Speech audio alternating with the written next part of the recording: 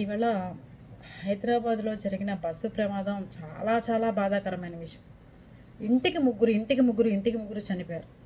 ఒక పాప పుట్టి 40 రోజులైంది. హస్బెండ్ వచ్చి తీసుకెళ్తున్నాడు. తండ్రి, అమ్మాయి మొగుడు, ఆవిడ, చంటి పాప, 4 చనిపోయారు ఆ కుటుంబంలో.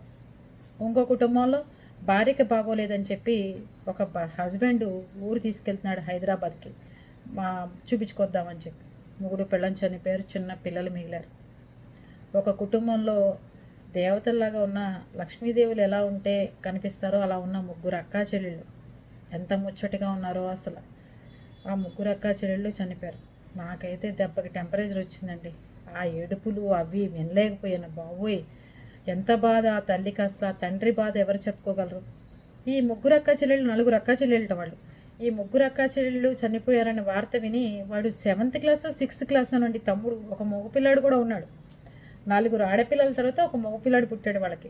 ఆయనకి మగపిల్లాడని మీద తాపత్రయంతో 4 ఆడపిల్లలు పుట్టినా బంగారంలాగా చదివించుకుంటూ ప్రయోజకులను చేసి చక్కగా వాళ్ళని ఒక అమ్మాయిని పెళ్లి చేసి 15 రోజులు కూడా అవ్వకుండా ఇంకా చంటాడు. ముగ్గురు అక్కలు చనిపోయారని చెప్పి సృహ తప్పి పడిపోయాట.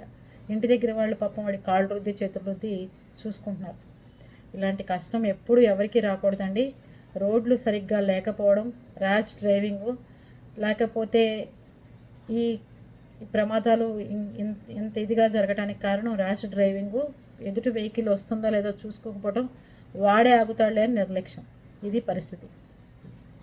ఆ కుటుంబాలన్నిటికీ ఆత్మశాంతి కలగాలని, మనిషి ధైర్యం ఇవ్వాలని మనస్ఫూర్తిగా కోరుకున్నాం. ఓకేనా?